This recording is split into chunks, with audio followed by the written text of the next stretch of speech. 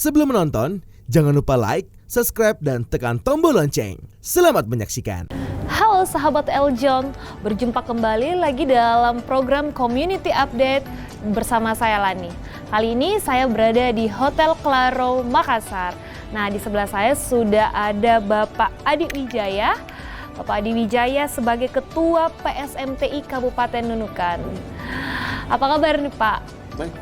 Baik, cukup baik. Nah, kali ini kita bakalan membahas mengenai PSMTI di Kabupaten Nunukan ya Pak ya. Nah baik, saya penasaran sih, Kabupaten Nunukan itu kita bisa bilang wilayah terluar ya, karena berbatasan langsung dengan tetangga. Baik, nah apa aja sih yang telah dilakukan nih PSMTI Kabupaten Nunukan selama 2021 kemarin Pak? Sebenarnya karena kita ini provinsi baru, jadi PSMTI ini kita sebenarnya belum lama mengenalnya. Kan memang PSMTI berdiri sejak tahun 98 ya. Kita mungkin kenalan dengan PSMTI itu mungkin dari tahun 2010.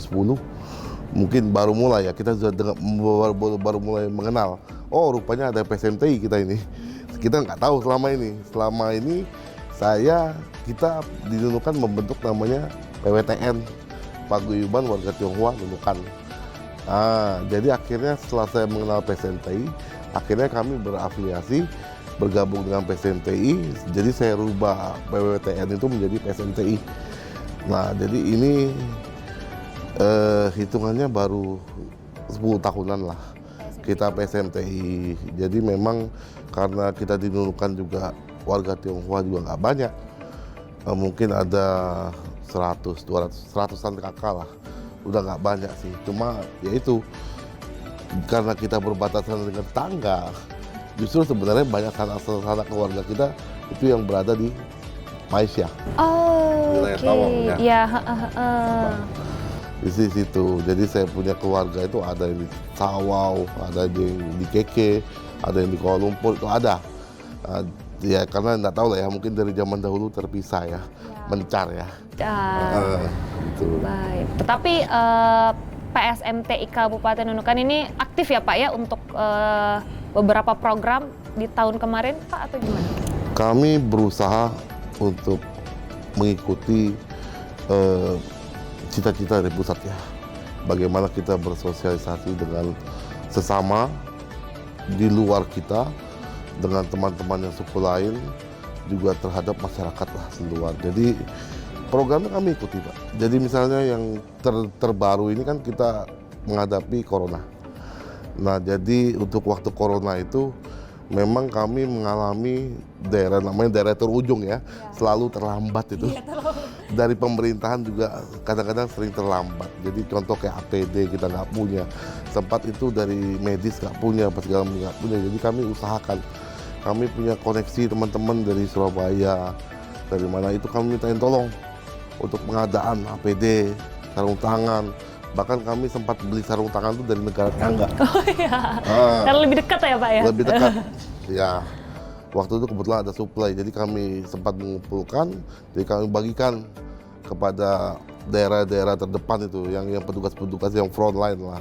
Jadi dari KP3 ada kami bagi juga, untuk kepolisian yang polsek yang di ujung juga kami bagi juga. Jadi untuk rumah sakit, puskesmas ada kami bagi juga, kami bantu di situ. Nah, seperti itu. Jadi kalau untuk COVID kemarin ya kami bantu dari alat perlindungan diri.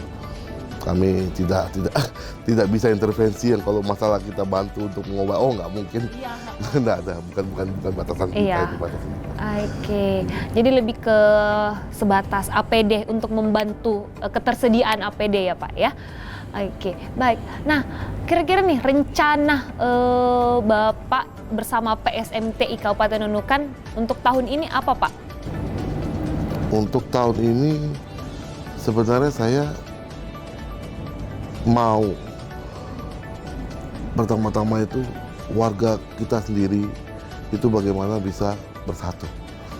Soalnya saya sudah pelajari, kalau namanya manusia itu kadang-kadang dia sudah berhasil kaya, itu kadang-kadang ego itu sudah mulai bermain.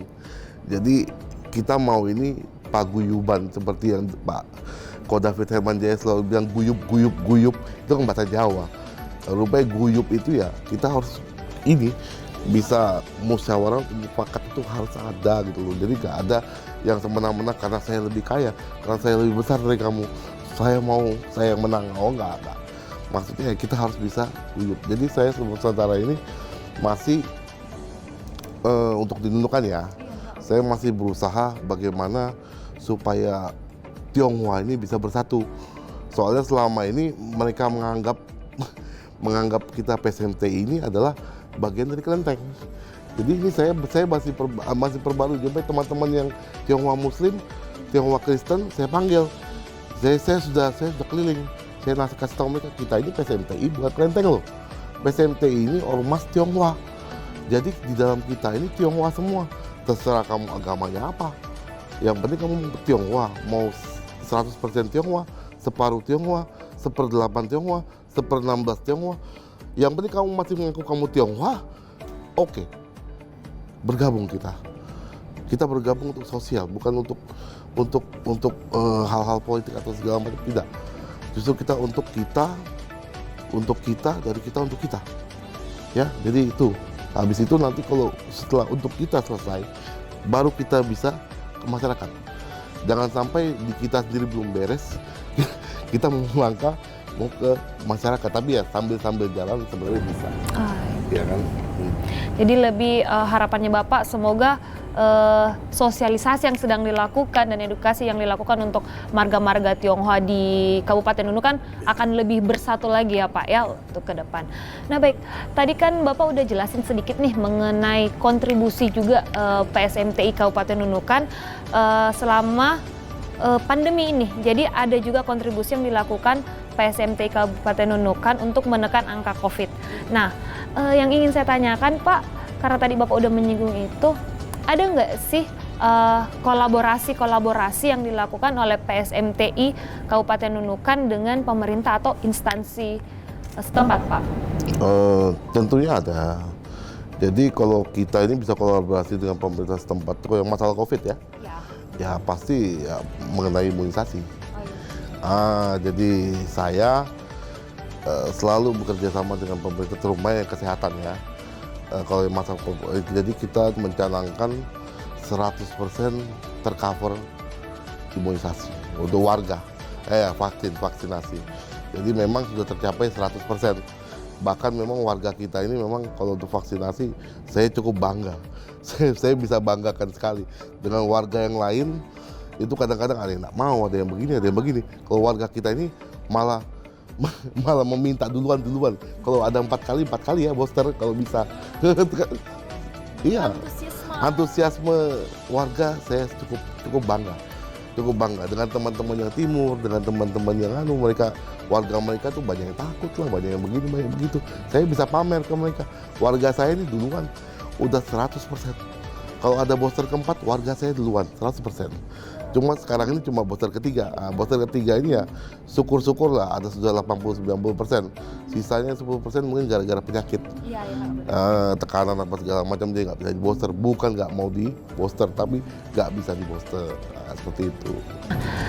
Selain nih masalah COVID mengcover di kesehatan, ada tidak kolaborasi lain yang dilakukan oleh PSMTI yang bekerja sama dengan pemerintah ataupun instansi, Pak? Sementara ini kalau dengan pemerintah pasti kita ada, tapi kan itu tergantung kebutuhan dari pemerintah ya kadang-kadang. Tapi daerah kami ini sebenarnya Kalimantan ini daerah sensitif ya. Dulu kita pernah dengar di Kalimantan Barat pernah pecah perang suku. Tarakan pun kemarin sempat pecah perang suku waktu zaman SBY. Mungkin itu sudah pernah masuk di media. Sampai SBY itu mengomel TV, ini underestimate ini.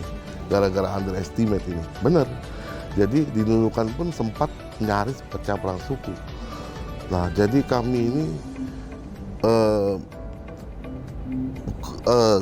ada kesadaran sendiri dari kepala-kepala suku.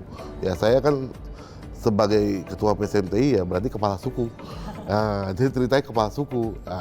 Jadi yang dari teman-teman dari Dayak, dari Tidung, yang dari Bugis, dari Tionghoa ini semua, kami bersatu membentuk namanya Forum Masyarakat Adat Lintas Etnis. Jadi di situ kami petinggi-petinggi dari masing-masing etnis suku itu duduk bersama di situ untuk mencegah hal-hal yang seperti ini terjadi. Nah, selain itu ya memang kami juga di situ juga mendorong untuk memperbaiki hubungan antar masyarakat. Jadi kalau misalnya ada entah masalah sosial atau masalah kekerasan atau bagaimana yang terjadi antar suku, kita bisa selesaikan di situ bersama dengan ya kepolisian. Kalau dengan kekerasan bisa pembunuhan atau seperti apa kan. Jadi untuk mencegah supaya tidak terjadi hal yang dulu nyaris terjadi. Soalnya kalau itu terjadi kacau, kita sudah bisa lihat kayak di Poso di mana sampai sekarang itu kan mengerikan sekali. Apa yang kita bisa dapatkan dari situ? Tidak ada, semua rugi. Walaupun saya menang perang, tetap saya rugi, anggota saya meninggal juga. Sama kan, apa yang saya bisa untungkan dari sini dari hal seperti itu kalau ada konflik. Makanya kami di situ kolaborasi memang spesial sekali lah. Memang kolaborasi antar kepala suku itu sudah ada, atau perwakilan kepala suku bisa juga, nggak masalah.